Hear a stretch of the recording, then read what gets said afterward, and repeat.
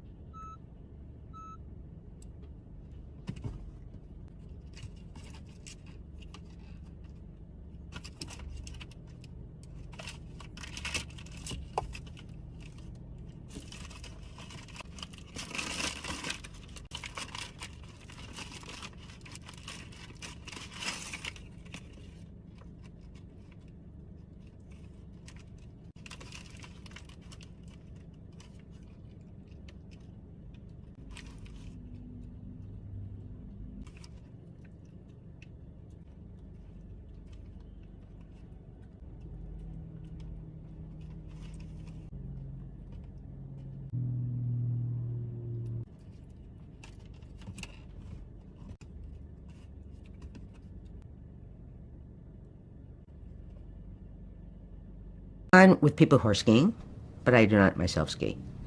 I find real life risky enough. I don't even feel sorry for people when they're in horrible skiing accidents, I have to tell you. Like, and I've known people in horrible skiing accidents. And I just think, you know, who told you to stand on 2 little pieces of wood or whatever they're made out of now and hurtle down a mountain? Here's part 3 of things that are literally none of my business. Number 1, how many streaming services I'm subscribed to. I know the answer, all of them. Literally all, 59? I don't know. I think I was who they wrote the marketing strategy around. I am their target audience. I think they said to themselves, surely no one's going to subscribe to all of these and then just kind of forget about it and pay for it for the rest of their lives. And I was like, here I am. What? You're adding a new one? Great. I'm signing up. Want to know why? None of my business. How red my face is. It just isn't. Here's the thing. It's either really red because it's hot outside. You know, the world is melting and on fire and I'm not doing well with this uncomfortable heat. Sorry. Or it's because I'm embarrassed because there's always something to be embarrassed about. Either way, none of my business, and it's certainly none of yours either. That's the beauty of it. What happens in space / the sea? We're never going to know. And even when they figure out, they're not going to tell us. So just like I've made my peace. There's some crazy shit going on. That much I know. There's aliens apparently. Tell them I say hi. Love them, but it's none of my business. Calories, these are just TMI. I get the logic behind like why they're there, but at the end of the day, they're not for me. So no, that's not my business. The economy, another thing that I've kind of like made peace with. What am I going to do about it? So at the end of the day, it really just is what it is. None of my business. You like girls? I mean, I like what I like. I like you. You do? I do. You'll fuck me? Would you say it like that? Because would you fuck me? Yeah, I would. So who on top? Me? Ah.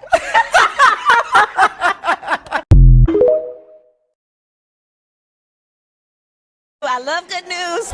Love good news. I just love good news. Else on the bus? alive. Tupac. I love Venn diagrams. I really do. I love Venn diagrams. It's just something about those three circles.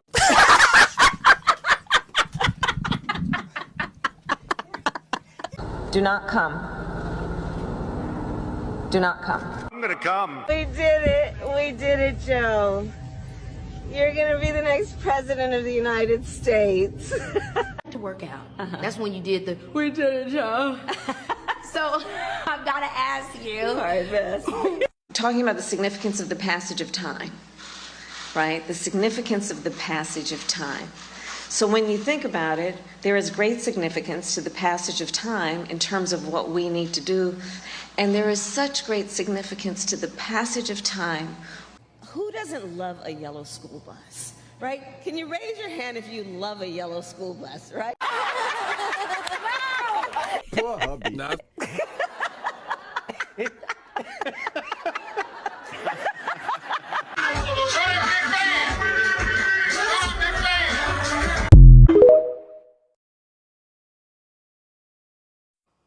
Guys, literally the most important thing people don't tell you about when buying an iPad is you're all like, oh my gosh, an iPad is so helpful. Like, you are just better with an iPad. I'm going to buy it for school. I'm going to take my notes on it. I'm going to bring it. It's so compact. I'm not going to use my laptop. No. Let me stop right there, because that was me 2 weeks ago. And then I bought this iPad. I'm like, I'm going to use it for school. I got the little cute pens with it. No. Literally, I have been stuck on this iPad. You can't see it. Playing Candy fucking Crush. I am literally, like, a week, I'm literally on level 700 already. That's all I've been using this iPad for. I have not touched it for school. It has literally distracted and ruined my life. Do not get an iPad. All of you guys are like, oh my gosh, no, I need this iPad. It's gonna make me so productive. No. Get literally, like, a book. Write all of your stuff in a calendar and think something.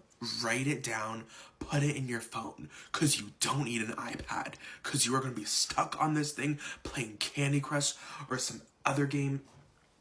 And, but anyways.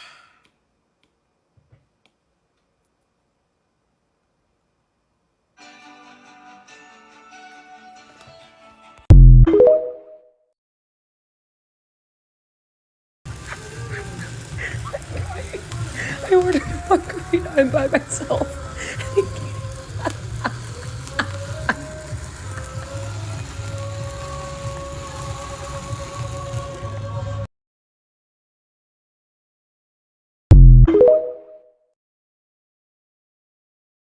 My husband woke up craving chocolate brownies the other day, so I started by cutting open some cacao pods and taking out the beans. After 8 days, they were perfectly fermented, so I laid them out in the sun until they were all dry, which took about 12 days. So the next day, I chopped up some of my fresh chocolate and melted it with brown butter in the microwave until it was all nice and melty. Then I cracked 3 eggs into a bowl. My husband was so excited. He said he's been craving these for 3 weeks.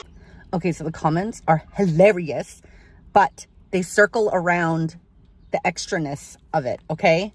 She even liked and responded to the comments, so she's really a good sport about it. So I just want to make sure that we just focus on the comments, okay? Babe, I'm craving some brownies. All right, babe, give me a brownie. You didn't plant the tree. So you added store-bought ice cream? Are you kidding? Flour from a bag instead of grinding wheat on your mill stove. But wait, it gets better. Can you go into more detail on how you mine the metals to make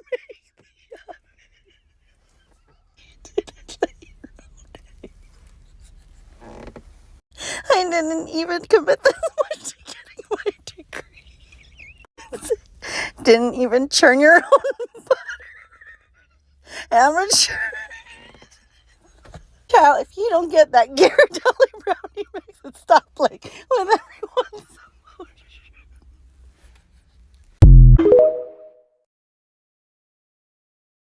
An elderly Chinese lady, she walks up to the front of the plane, and I knew could only be for me. And she starts speaking to me in Chinese, but she doesn't even know that I'm Chinese, but she knows. And she's like, come fill out my customs form for me. So I'm filling out her customs form.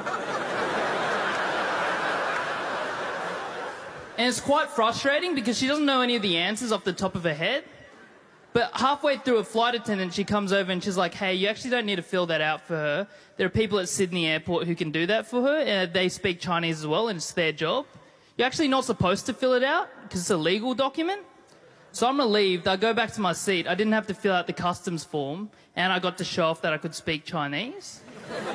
But then the plane goes to night mode, right? All the blinds are down, and the flight attendants, they're back in their cabins, and the curtains are drawn. The elderly Chinese lady walks back up to me and says, she's gone?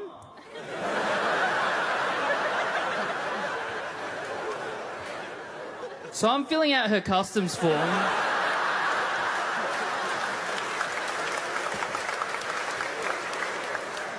We get to the bit where you have to tick all the things you're bringing into the country, and she has all of them.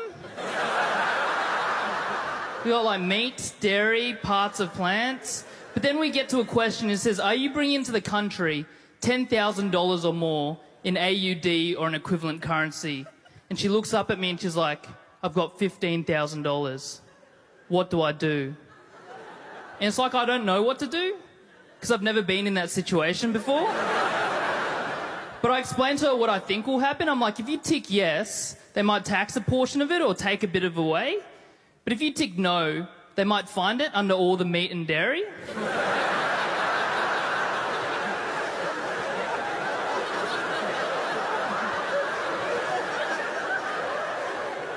So she's staring at this customs form. She's like doing maths and flowcharts in her mind.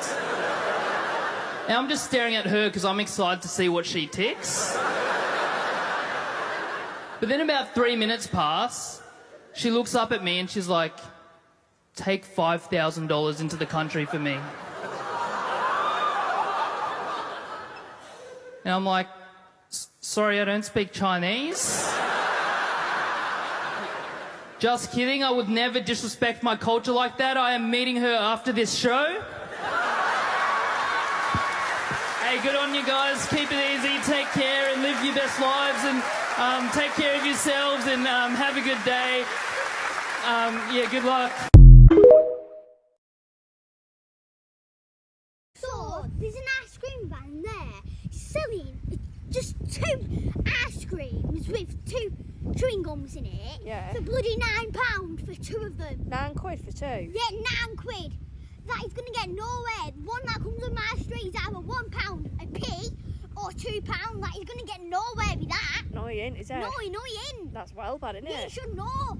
And he only does bloody card. Stood there with my cash. Bloody hell. That's well bad, isn't it? Bloody well bad. Yeah. Yeah, bet he can hear me.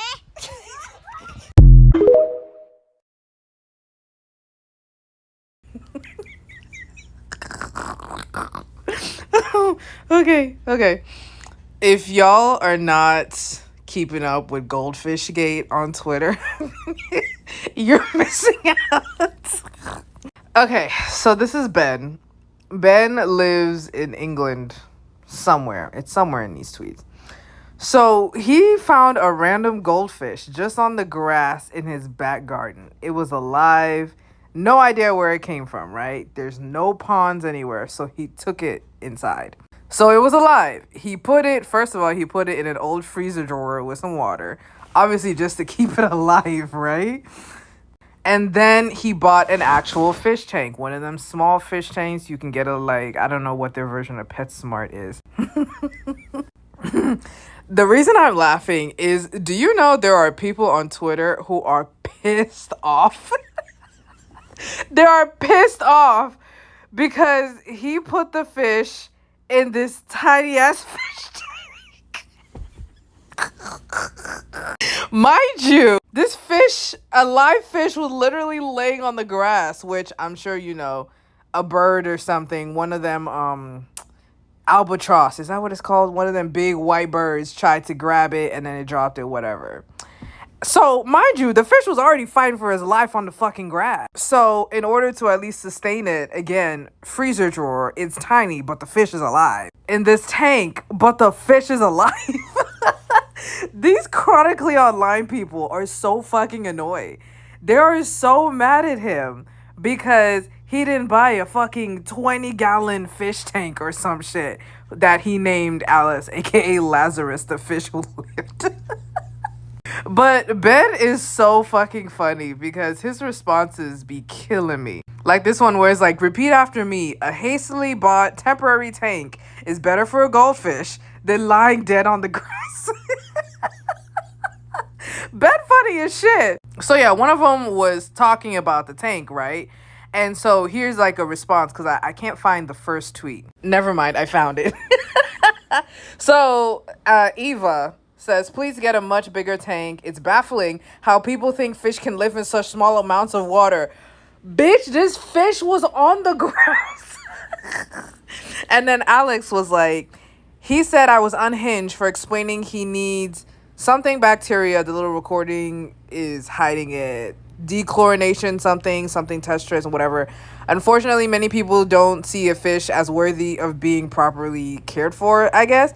Girl, he found this fish on the grass. And James, being the voice of reason, is like, I'm sure in time he'll get that for the fish.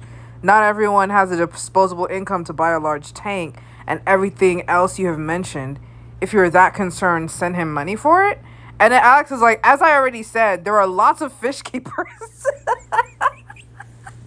who are willing to adopt fish that need emergency placement. Oh God. He saved a fish from dying on his grass. And motherfuckers are in his comments saying, you didn't do good enough. Bro, this is Twitter, the internet.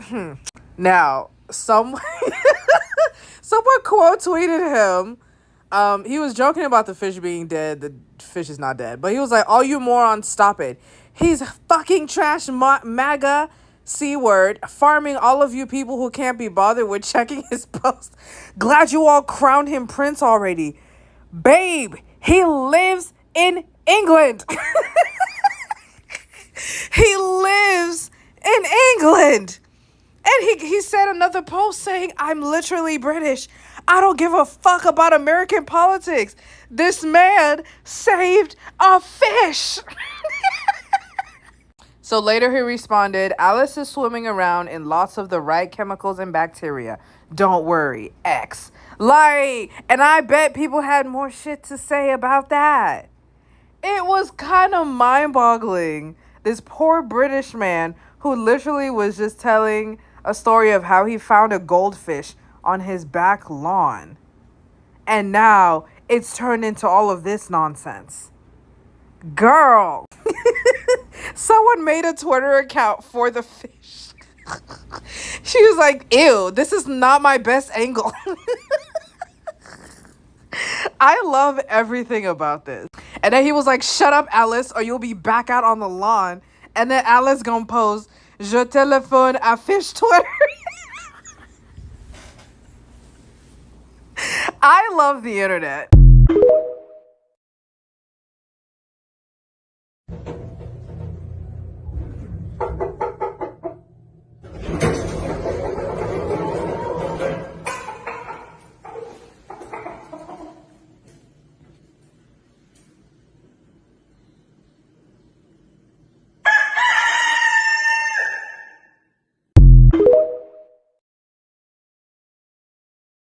The reason why I can do such a great Irish accent, and I can do a great Irish accent. I'm not joking, yeah. I'm really good at it, and I'm using the terms that they actually use in Ireland, so I'm really good at it. But it's because I watched so much Dairy Girls in 2019 that I started to think like them.